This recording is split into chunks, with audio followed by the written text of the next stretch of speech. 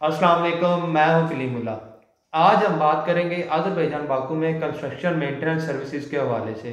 इसका तरीकाकार क्या है? हमारे साथ हैं अली अकबर साहब। अस्सलाम वालेकुम सर, क्या हाल है? वालेकुम अस्सलाम कलीमुल्ला। मैं ठीक हूँ, आपका क्या हाल है? अल्हम्दुलिल्लाह सर, मैं ठीक हूँ। सर आप हमें बताएं कि अगर कोई हमारा पाकिस्तानी भाई अज़रबैजान बाकू में कंस्ट्रक्शन मेंटेनेंस सर्विसेज के हवाले से काम करना चाहता है, जी तो इसका तरीकाकार क्या है और इसके लिए कितनी इन्वेस्टमेंट चाहिए उसको? जी कलीमुल्ला, इसमें ये है कि कोई भी बंदा अगर कंस्ट्रक्शन सर्विसेज प्रोवाइड करना चाहता है जिसमें कंस्ट्रक्शन मेंटेनेंस सर्विसेज है, जी सर। तो उसको सबसे पहले तो ये फर्म रजिस्टर्ड करवाना पड़ती है, जिसे हम कहते हैं कंपनी रजिस्टर्ड करवाना पड़ती है। जी तो सर। कंपनी जो है बेसिकली दो तरह की होती है, लेकिन कंस्ट्रक्शन सर्विसेज में एलएलसी कंपनी रजिस्टर्ड करवाना पड़ेगी। ऐसा ही है तो जो सर। तकरीबन $600 में हम पैकेज दे रहे हैं, तो इसमें हम गवर्नमेंट की फ़ीसें हैं, लॉयर की फ़ीसें हैं और हमारे अपने सर्विस चार्जेस हैं।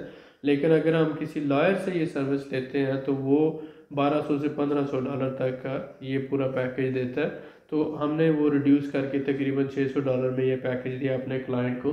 जी सर। उसके बाद ये कंपनी रजिस्टर्ड करवाने के बाद उसको जो है अपना एक ऑफिस लेना पड़ेगा।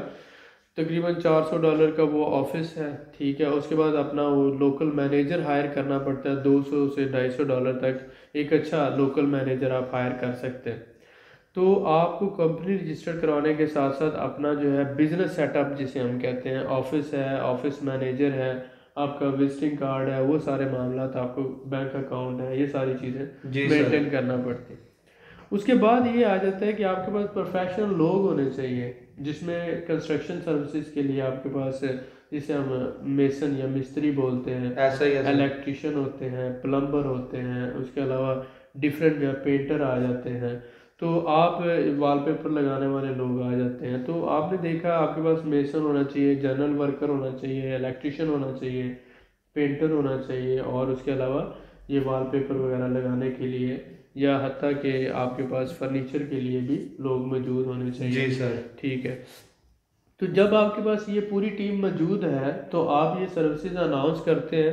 सबसे पहले तो आप रेस्टोरेंट जो है और हॉस्टल जो है, होटल्स जो है, टूरिस्ट प्लेसेस जितनी भी हैं, इन सबको ये सर्विसेज आप प्रोवाइड कर सकते हैं। जी सर। क्योंकि ऐसा। आपको पता है कि वहाँ पर जब टूरिस्ट आते हैं तो बहुत से फर्नीचर होते हैं, टूट जाते हैं, टूटियाँ ख़राब हो जाती हैं। उसके अलावा और इलेक्ट्रिशियन जो है उनके लिए प्रॉब्लम इशू हो जाता है। या फिर उन्होंने ये होता है कि कोई नई बिल्डिंग उन्होंने ली है, वहाँ पर रेनोवेट करना है, उसको एज ए हॉस्टल डिज़ाइन करना है, जी सर। तो उनको सर्विसेज की ज़रूरत होती है, या पेंट करना होता है। तो जब आप ये कंपनी रजिस्टर्ड करवाते हैं तो आप इन लोगों के साथ रब्ता करते हैं, जिसमें होटल्स हैं, हॉस्टल्स हैं, रेस्टोरेंट हैं, या जो डिफरेंट कैफ़े शॉप्स वगैरह आ जाते हैं। जी सर। इसके साथ साथ आप फिर लोकल जो है यहाँ पर जो लोकल पॉपुलेशन है उस पर आप एडवर्टाइज करते हैं, वेबसाइट पर, फेसबुक पर या लोकल वेबसाइट्स पर, और साथ साथ आप ब्रोशर वगैरह बनाकर आप घरों में देते हैं। जी तो सर। इस तरह से आप अपने बिजनेस को स्टार्ट कर सकते हैं। लेकिन अगर आपके पास ऑलरेडी एक्सपीरियंस है, आप दुबई में या सऊदी अरब में ये सर्विसेज प्रोवाइड कर रहे हैं, तो आप यही सर्विसेज यहाँ पर भी प्रोवाइड कर सकते हैं। और बहुत कम पैसों के साथ, आप अगर आपके पास 7-8 हज़ार डॉलर है, तो आप वहाँ यहाँ पर बिजनेस सेटअप बनाने के लिए कोई 1000-1200 डॉलर खर्चा होगा। कंपनी रजिस्टर्ड करवाना और टीआरपी वगैरह लेने तक कोई 1000-1200 हो जाएगा। टोटल आपका कोई $2000 से $2500 तक खर्चा हुआ कि आपका बिजनेस रनिंग पोजीशन में आ गया। अब इसके अलावा आपको जो ज़रूरत है, आपके पास बैकअप मनी होनी चाहिए, क्योंकि आप सर्विसेज प्रोवाइड कर रहे हैं। ठीक है, आपके पास एडवर्टाइज करना है मटेरियल को वेबसाइट्स पर, लोगों के साथ जो है नेटवर्क मार्केटिंग होता है, ये सारा।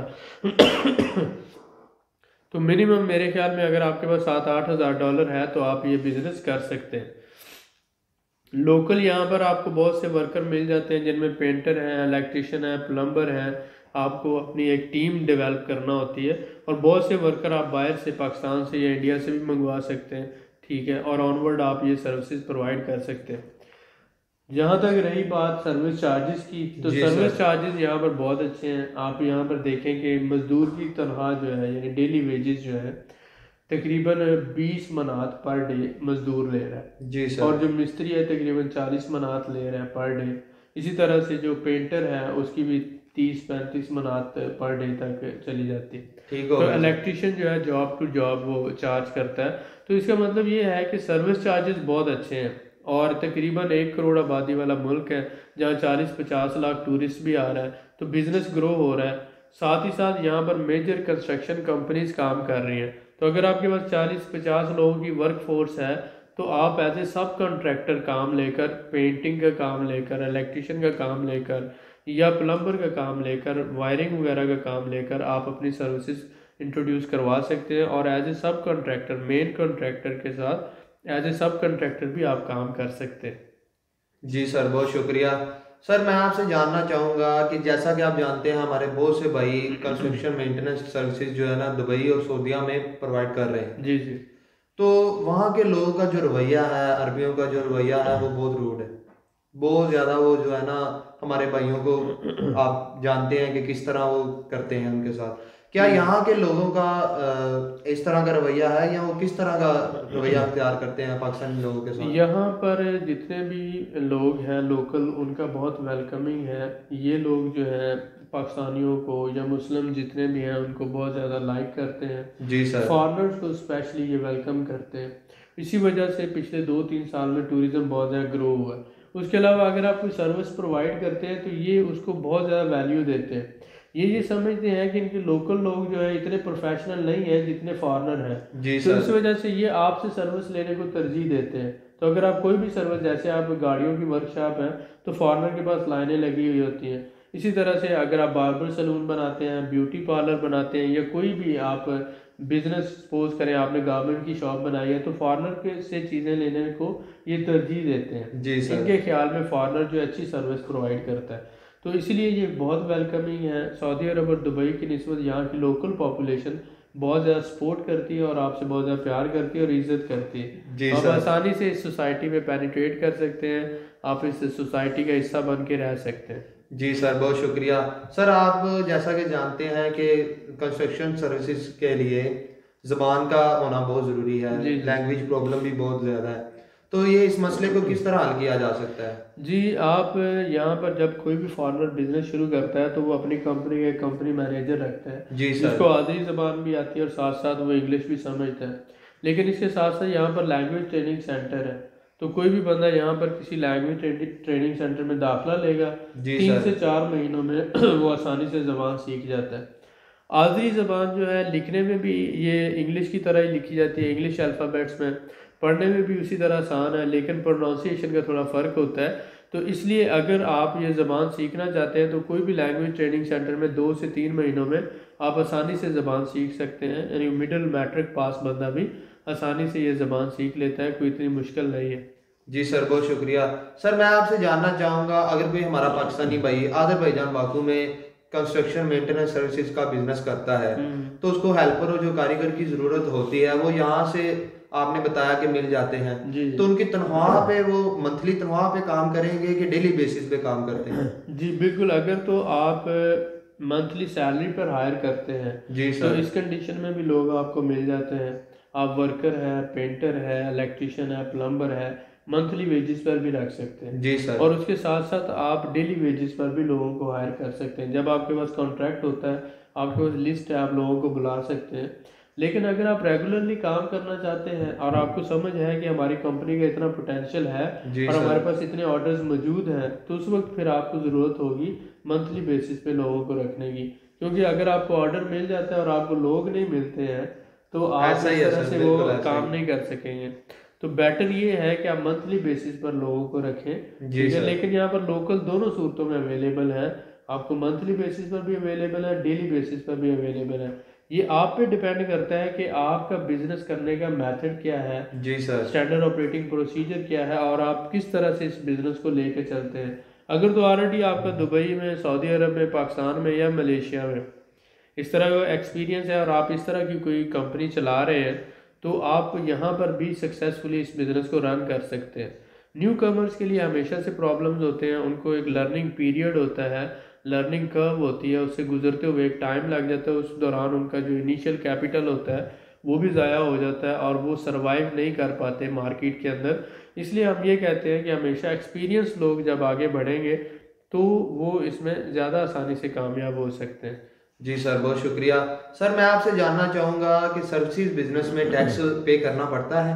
और अगर करना पड़ता है तो टैक्स की रेशो क्या है? टैक्स की रेशो अमूमन 4% है। जी सर। आप बाकू में या अजरबैजान में कोई भी सर्विसेज जब इंट्रोड्यूस करवाते हैं तो बाकू के अंदर 4% और दूसरे शहरों में 2% है। जी सर। तो इसी तरह से ये है कि जितना भी आपका आउटकम होगा एवरी 3 मंथ्स उसका जो अकाउंट्स मेंटेनेंस आप करेंगे तो उसका आपको 4% जो है वो टैक्स देना पड़ेगा गवर्नमेंट को। जी सर, बहुत शुक्रिया सर। सर मैं आपसे जानना चाहूँगा, जैसा कि आप जानते हैं कि सऊदी और दुबई में कफील सिस्टम है, जी जी, हर कफील के नीचे रह के काम करना होता है। क्या अजरबैजान बाकू में इस तरह का कोई सिस्टम है? नहीं, अजरबैजान बाकू में ऐसा कोई सिस्टम नहीं है। जी सर। बाकू में ये सबसे ज़्यादा अजरबैजान के अंदर इस वजह से हम ये कहते हैं कि बहुत हौसला अफजा और बहुत इनकरेजिंग और एक गोल्डन चांस है ऐसे लोगों के लिए जो ऑलरेडी 20 साल 30 साल से दुबई या सऊदी अरब में रह रहे हैं। जी सर। और वहाँ पर वो रहते हुए एक तो बिजनेस की 100% ऑनर नहीं है, दूसरे वहाँ पर परमानेंट रेजिडेंस नहीं है, जी सर। तीसरा ये है कि वो अपनी फैमिलीज को भी नहीं लेके जा सकते, चौथा दुबई के अंदर ये सबसे बड़ा मसला है कि हर साल आप अपनी कंपनी को रिन्यू करवाते हैं और उसमें अच्छे खासे चार्जेस जो हैं वो लग जाते हैं। जी तो सर। उसमें या जो आप अर्निंग कर रहे हैं वो वही की वहीं पे लग रही होती है। सऊदी अरब में थोड़ी बचत है लेकिन दुबई में तो बिल्कुल भी नहीं है। जी तो सर। इसलिए हम ये कहते हैं कि इन लोगों को सोचना चाहिए कि यहाँ पर जो आप कंपनी रजिस्टर्ड करवाएंगे 100% ऑनरशिप उसकी आपके पास होगी। 2 साल की टेम्परेरी रेजिडेंस के बाद 5 साल की परमानेंट रेजिडेंस है, फिर आप शहरी हो जाते हैं, इमीडिएटली अपनी फैमिली को भी ला सकते हैं।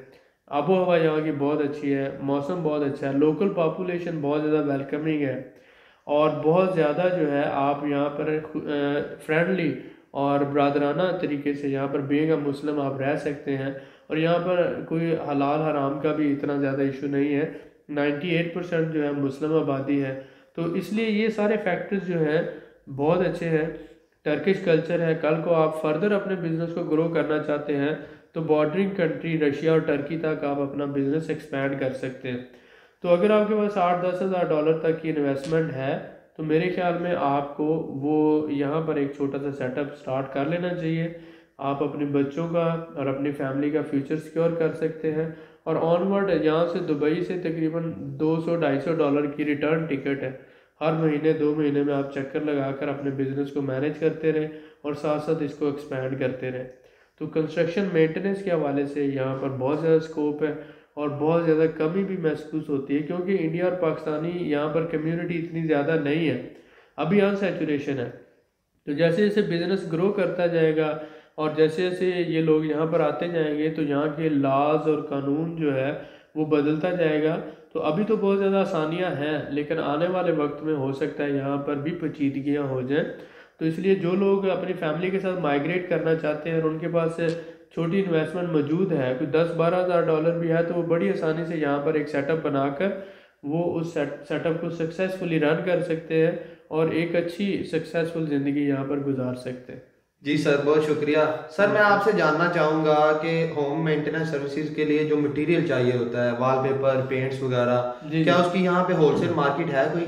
जी, उसकी होलसेल मार्केट भी है और उसकी मैन्युफैक्चरिंग जैसे कि पेंट है या दूसरा मटेरियल है, इसकी मैन्युफैक्चरिंग इंडस्ट्री भी यहाँ पर है। लेकिन वॉलपेपर जो है चाइना से, टर्की से और जर्मनी से इंपोर्ट होता है। वॉलपेपर की बहुत ज़्यादा वैरायटीज़ यहाँ पर मौजूद हैं, तो आपको हर तरह का मटेरियल आसानी से अवेलेबल होता है। जी सर, बहुत शुक्रिया सर। वेलकम। मजीद मालूमात के लिए हमारे चैनल को सब्सक्राइब करें, वीडियो को लाइक करें और शेयर करें, बेल आइकन को जरूर प्रेस करें ताकि हमारी अगली वीडियो आपको मिल सके। अल्लाह हाफिज।